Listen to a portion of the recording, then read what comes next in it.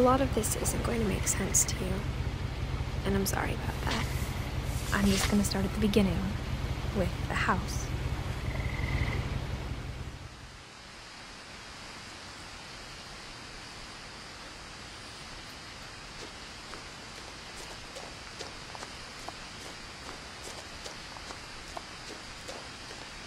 I lived here until I was 11, but I wasn't allowed inside half the rooms.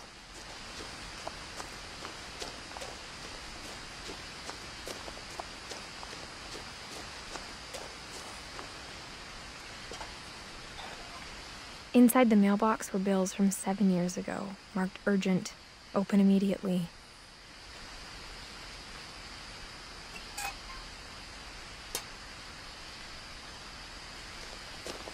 I hadn't been back since my brother Lewis's funeral.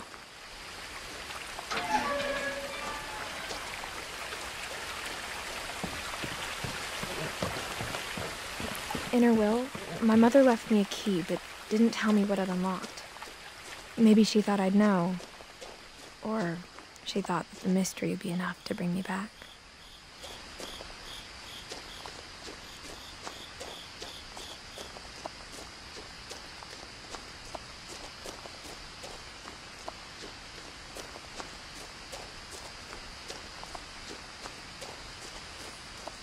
No one had driven this way in a long time, but I saw a few hoof prints.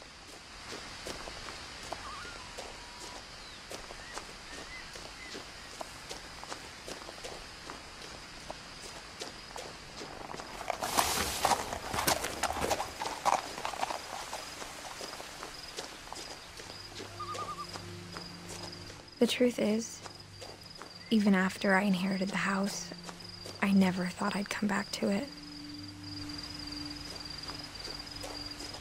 But now I had questions about my family that only the house knew the answers to.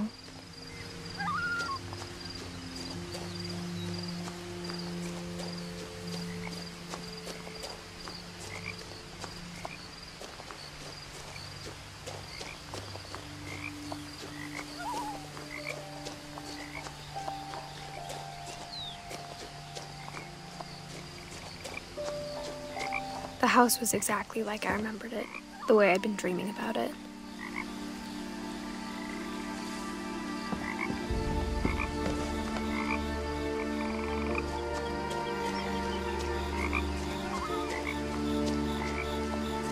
As a child, the house made me uncomfortable in a way I couldn't put into words.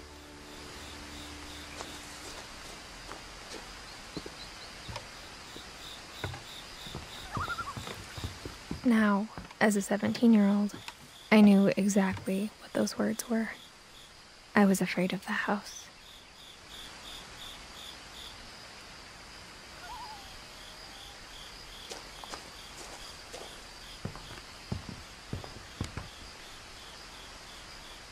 I hoped the key might unlock the front door. It didn't.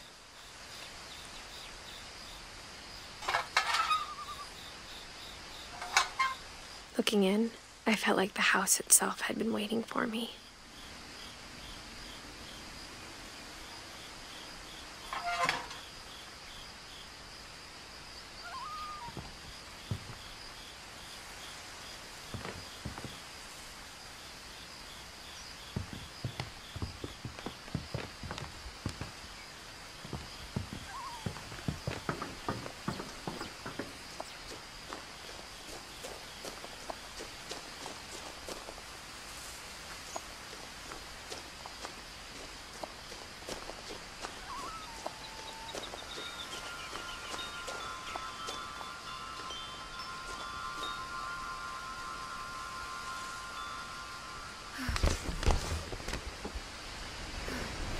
Crawling through the doggy door used to be a lot easier when I was 11.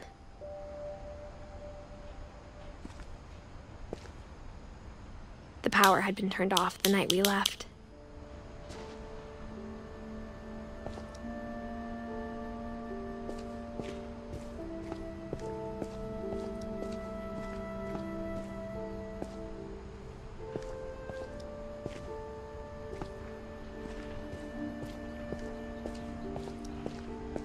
For the first time in years,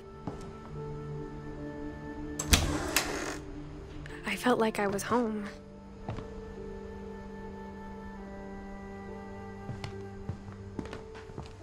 But instead of a family, there were just memories of one. Like how after Louis started working at the cannery, we all got sick of eating salmon. Except our cat, Molly.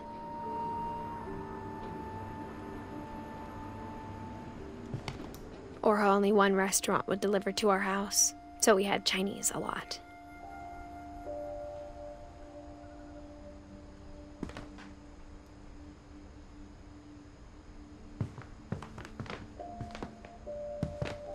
Nothing in the house looked abnormal. There was just too much of it, like a smile with too many teeth.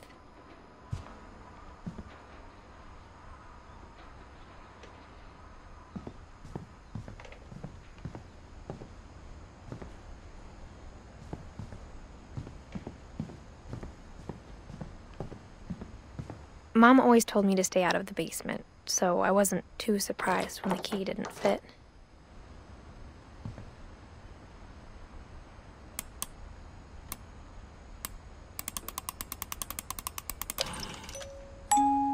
Great-Grandpa Sven built a music box for Barbara, along with the rest of the house.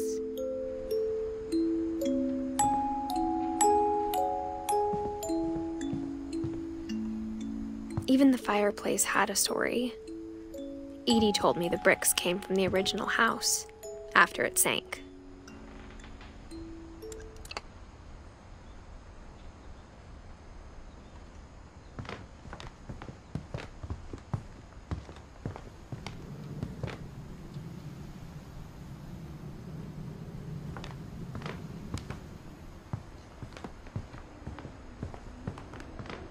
The table was still a wreck from the night we left.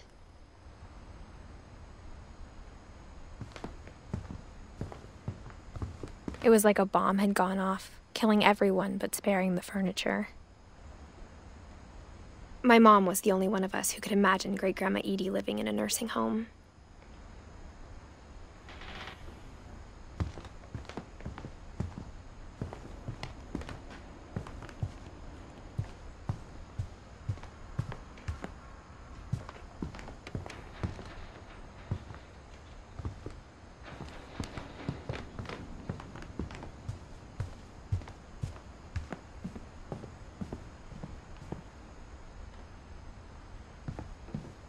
My mom wasn't much of an optimist, but she never stopped believing that my brother Milton was alive.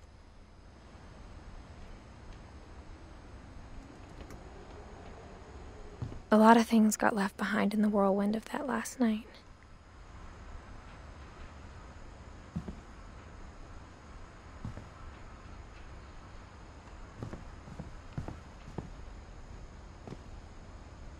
After Milton disappeared, Mom sealed up all the bedrooms.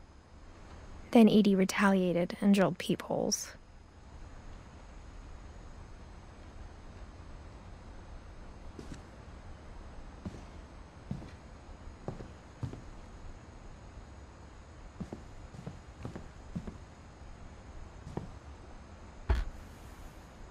Molly always seemed like a girl I could imagine being friends with, if she hadn't died in 1947.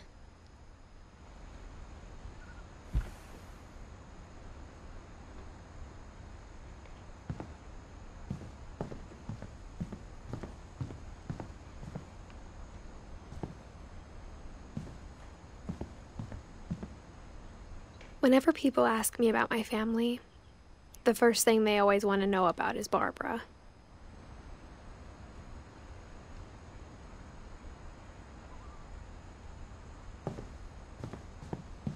Edie's father, Odin, built the original house.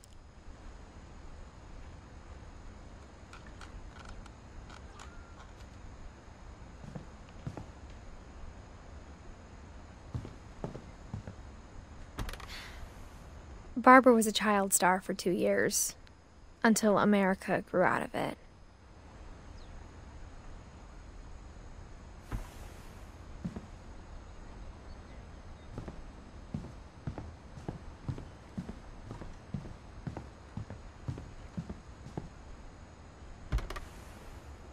The last time I was in Edith Sr.'s room, I was 10 and she was painting my portrait.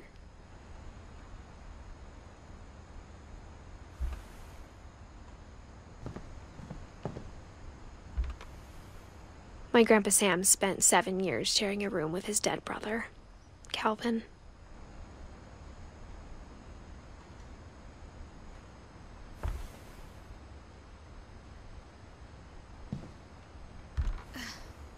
As a kid, I just assumed every house had peepholes and sealed rooms you weren't allowed inside of.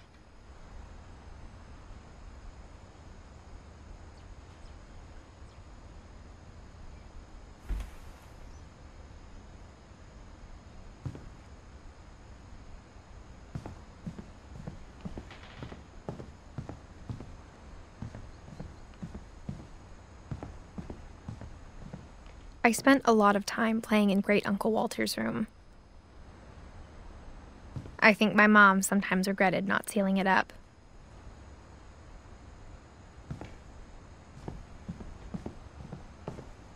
Lewis told me there were secret passages, but I never believed him.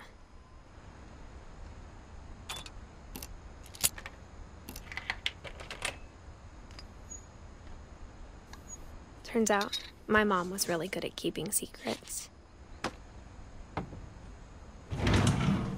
Now it was time to find out what my mom had been afraid of.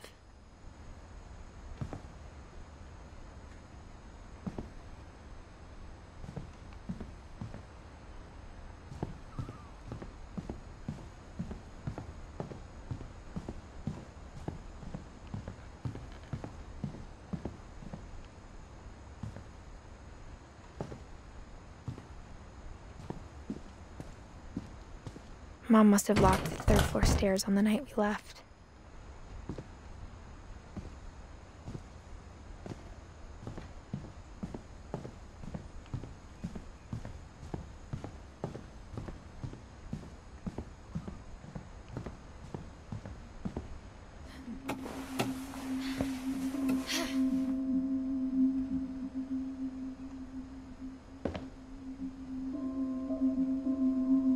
From the paintings on the wall, it was clear my brother Milton had been here before me.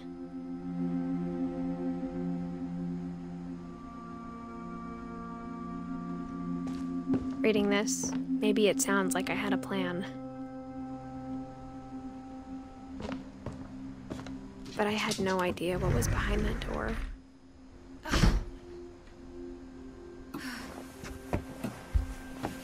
Just like I had no idea where all this was gonna lead.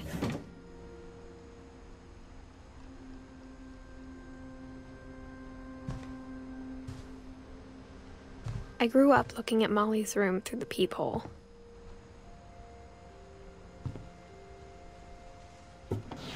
Molly's gerbil had a tiny bedroom with its own even tinier gerbil cage.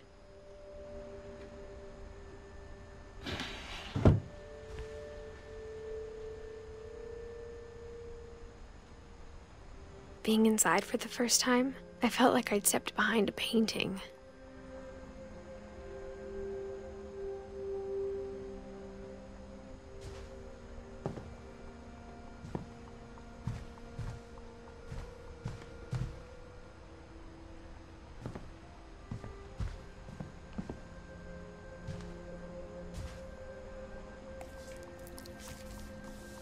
December 13th, 1947.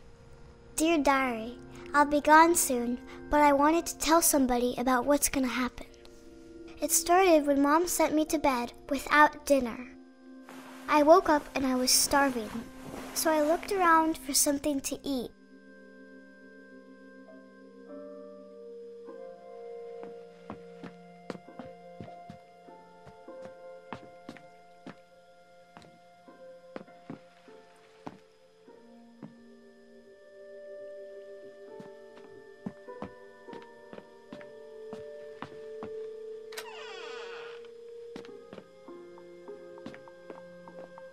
I kept eating and eating.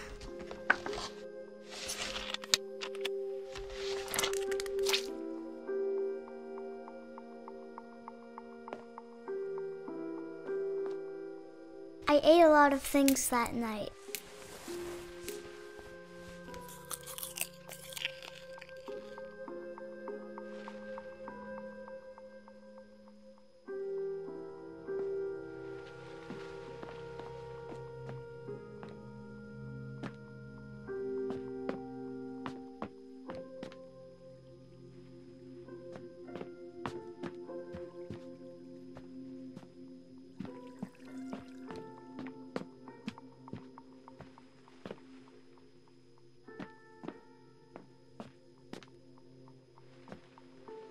My Halloween candy was all gone.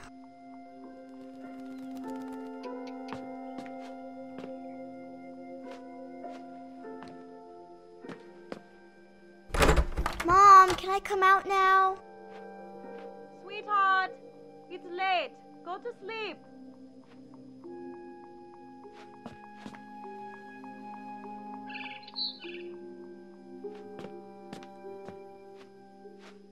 The gerbil food was dry, but I didn't mind it.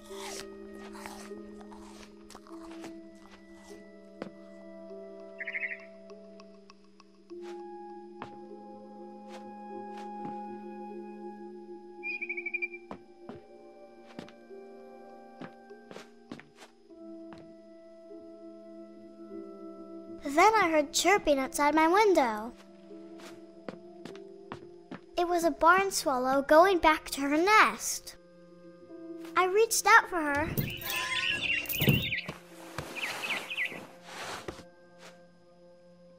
And suddenly, I was a cat.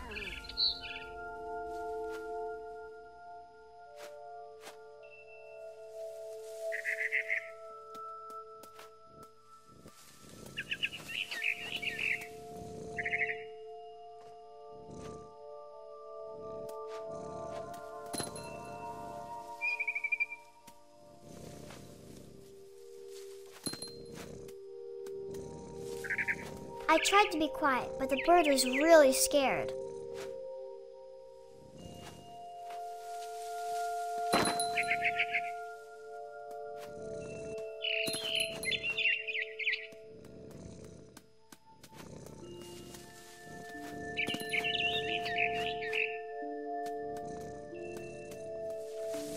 Mom and Dad didn't even look at me.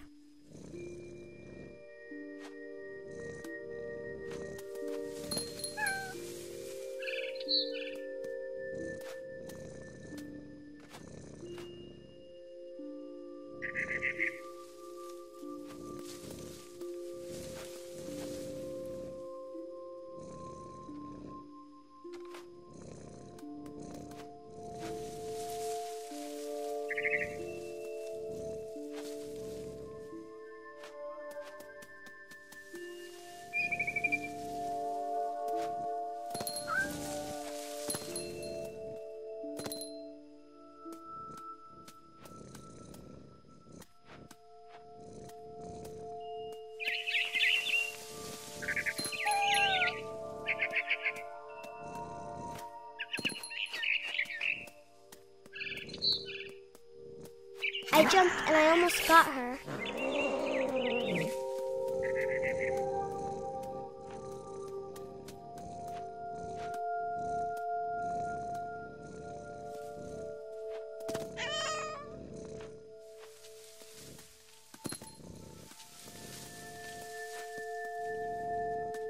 I could tell she was getting really tired.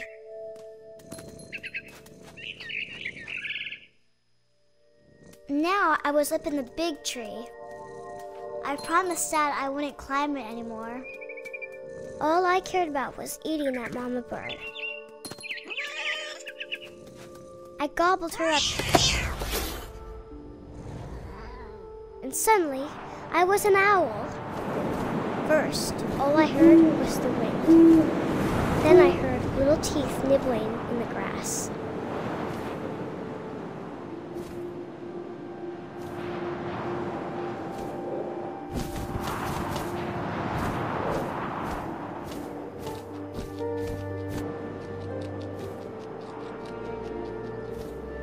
Rabbits.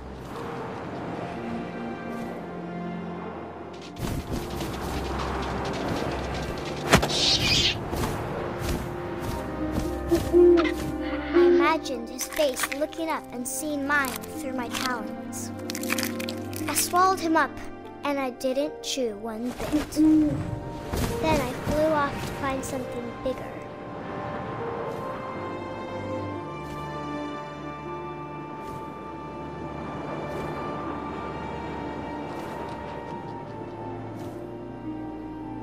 A mama rabbit.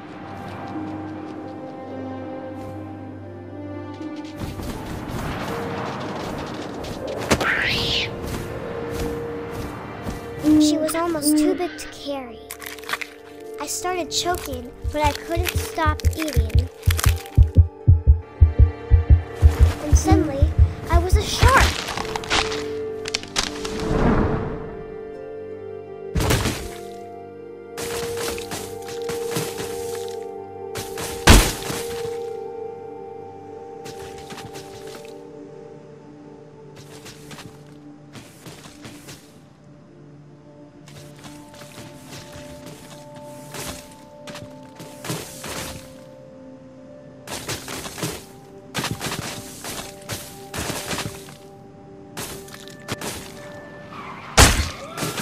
I rolled off the cliff and into the ocean.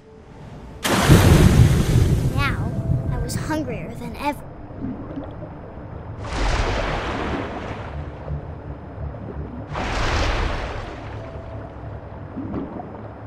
I wanted fat, juicy seals.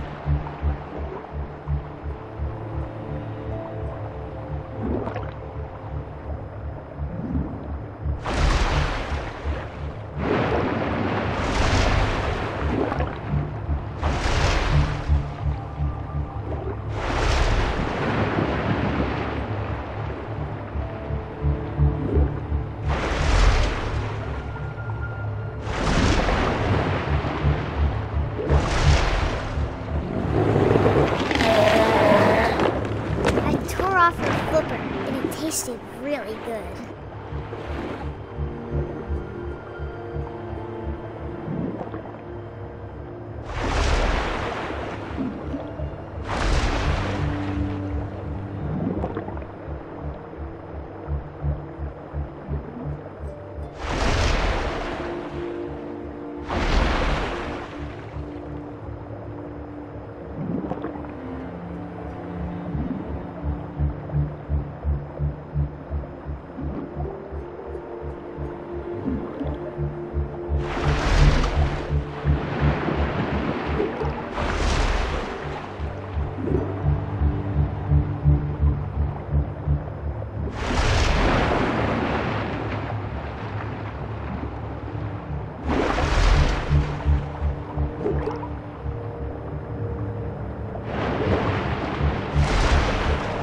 Grabbed on tight. When I was so hungry, I jumped out of the water.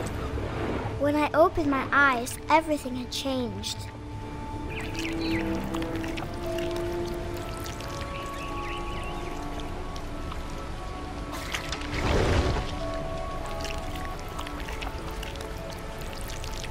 Now I was a monster, and I smelled people everywhere.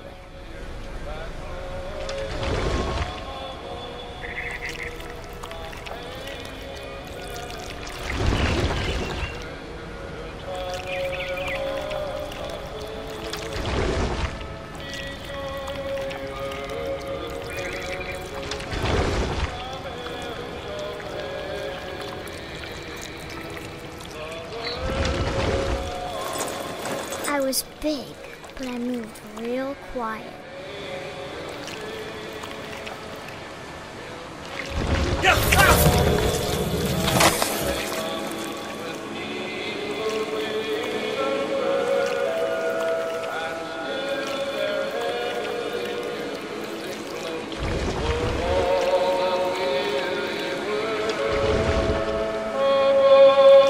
I wanted to stop, but also I didn't.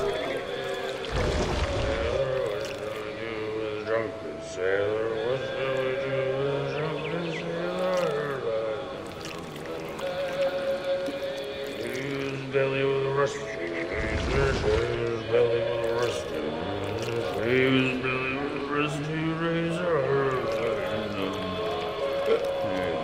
What shall we do with a drunken sailor? What shall we do with a drunken sailor? What shall we do with a drunken sailor?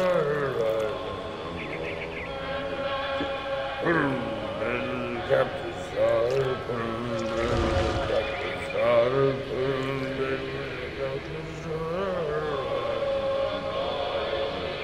What shall we do with a drunken sailor? What shall we do with a drunken sailor? What shall we do with a drunken sailor?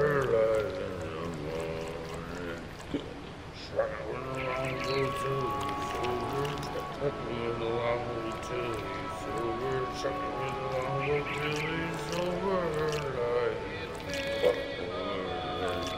shall we do with a drunken sailor? What shall we do with a drunken sailor? What shall we do with a drunken sailor? Put him in the scuppers with a hose pipe on him. Put him in the scuppers with a hose pipe on him. Put him in the scuppers with a hose pipe on him. What shall we do with a drunken sailor? What shall we do with a drunken sailor? What shall we do with a drunken sailor? Heave-ho, she rises, heave-ho, she rises, heave-ho, she rises like a number.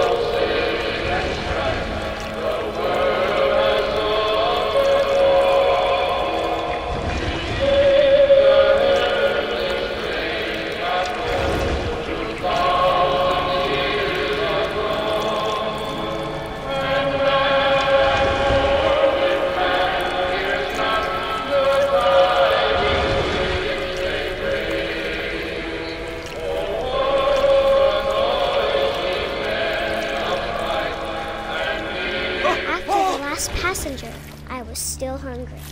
And across the water, we smelled something new. Something I had to have, so I swam towards it.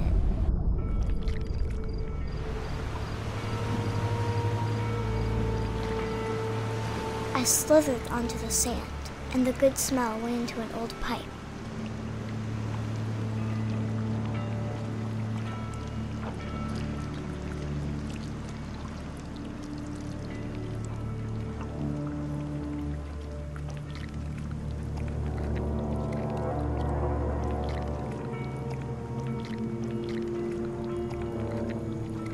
I got closer and closer.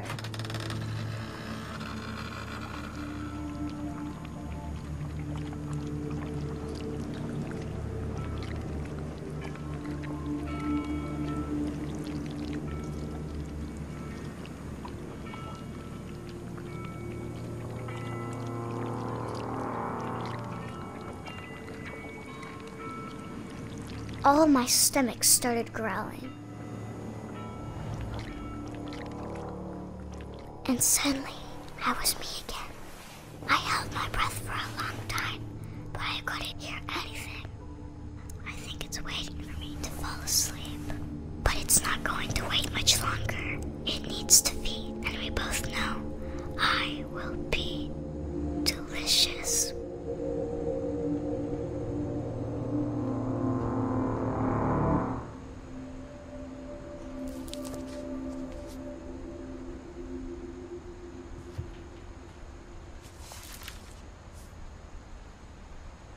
I'm not sure if I believed all of that, but I'm sure Edie would have.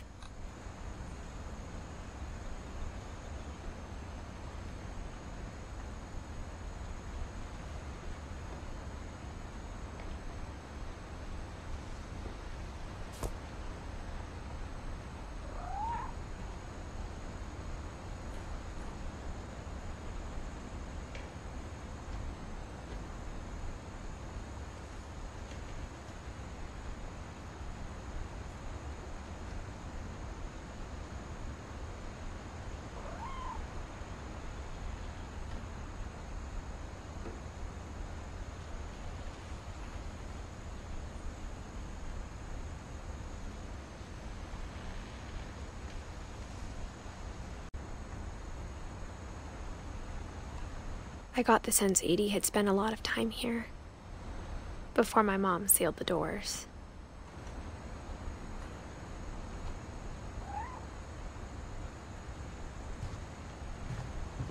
I can't describe it, but I felt like some part of Molly was still here.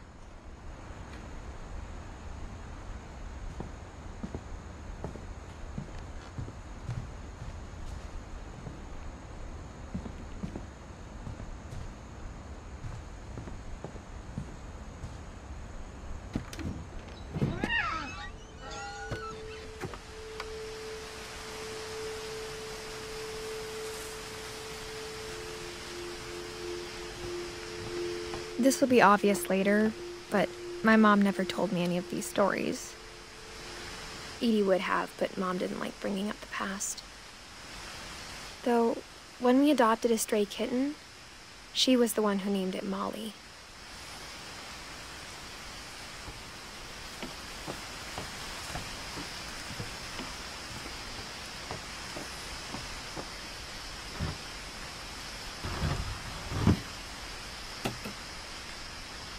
I spent a lot of time in Great-Grandma Edie's room.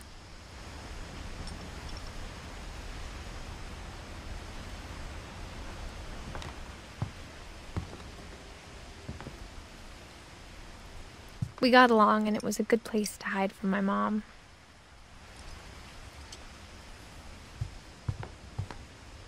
When Edie told people Sven was killed by a dragon, she could also have said he was building a dragon-shaped slide that collapsed.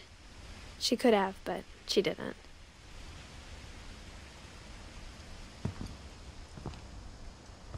Even in her 90s, sometimes Edie seemed a lot younger than my mother.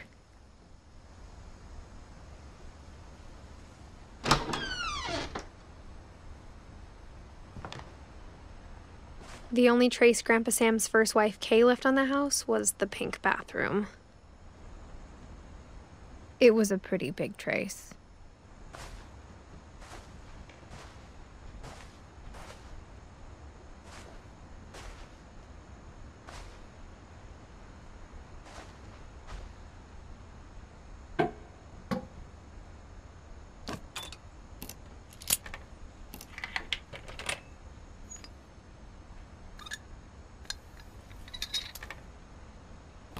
There's a secret in this bathroom. It's in the last place you would look. It isn't in the cupboard. It's hidden in this book.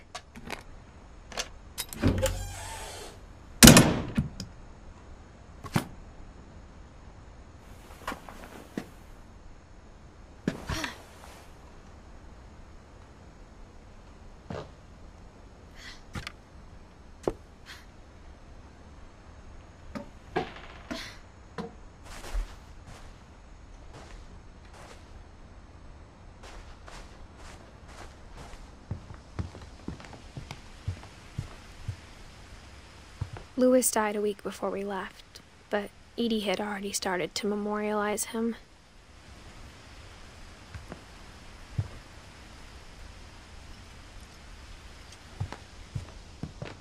Her room was like a museum. For 500 years, the Finches have been famous throughout Norway for their fortune and misfortune.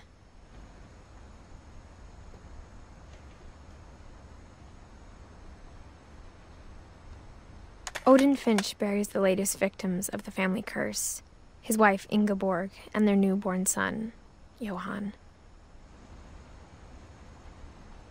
On January 7th, 1937, he set sail with his family and his house, hoping to leave the curse behind.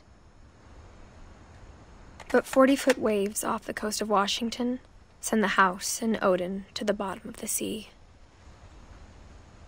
Odin's daughter Edie, with husband Sven and baby Molly, step ashore on their new home, Orcas Island. Odin Finch is the first to be buried in the new family cemetery. His daughter Edie is already dreaming of a new Finch house.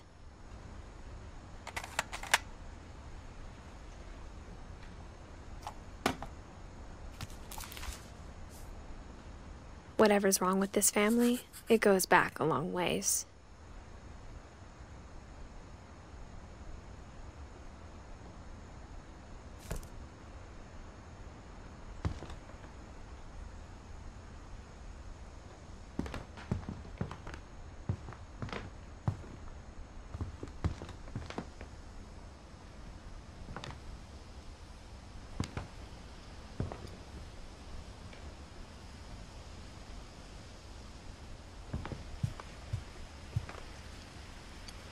Edie gave a big interview about a mole man living under the Finch house. My mom was furious.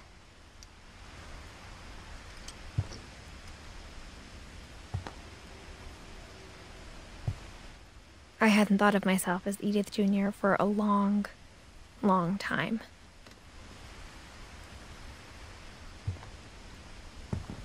One summer, they evacuated the island, but Edie refused to go. For a few weeks, she was a celebrity.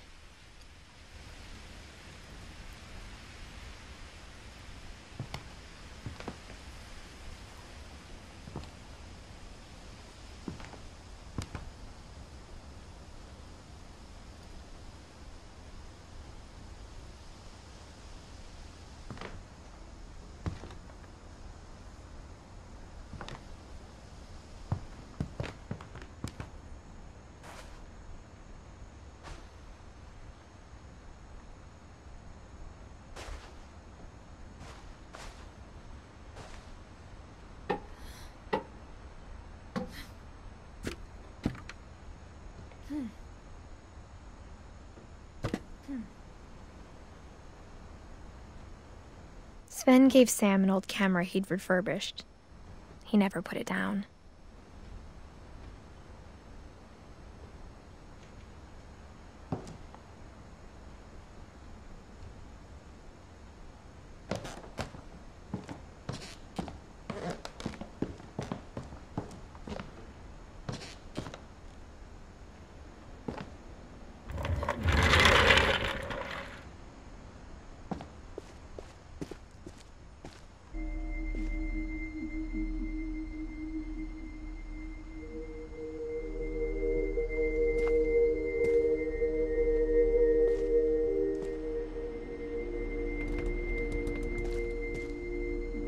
I knew Grandpa Sam had a twin,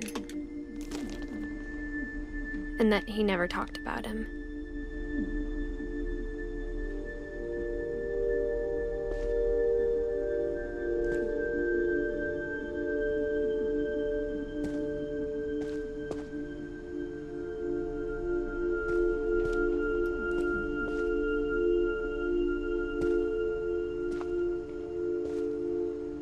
I guess my grandpa didn't like history any more than my mom did.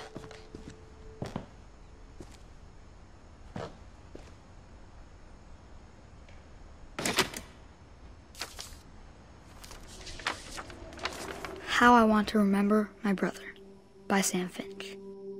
The thing I remember is that when he made up his mind, that was it.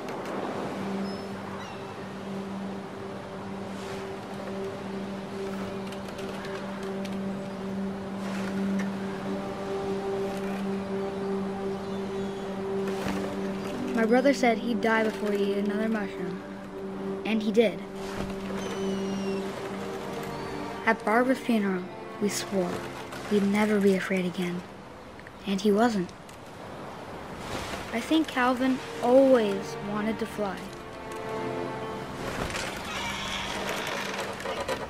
Sam! Calvin! Dinner's ready! Coming! But that day, he finally made up his mind to do it. I told him going around was impossible. Maybe if I hadn't said that. Calvin! I'm not gonna tell you again! Maybe if the wind hadn't picked up. And maybe he'd still be here. But I doubt it.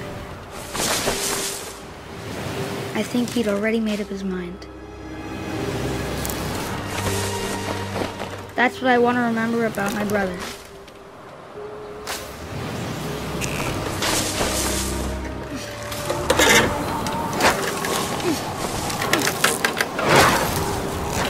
That's the day he made up his mind to fly. And he did.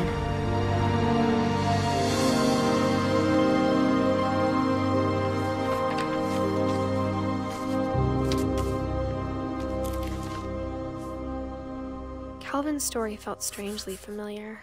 When I was younger, I remember trying to do the exact same thing.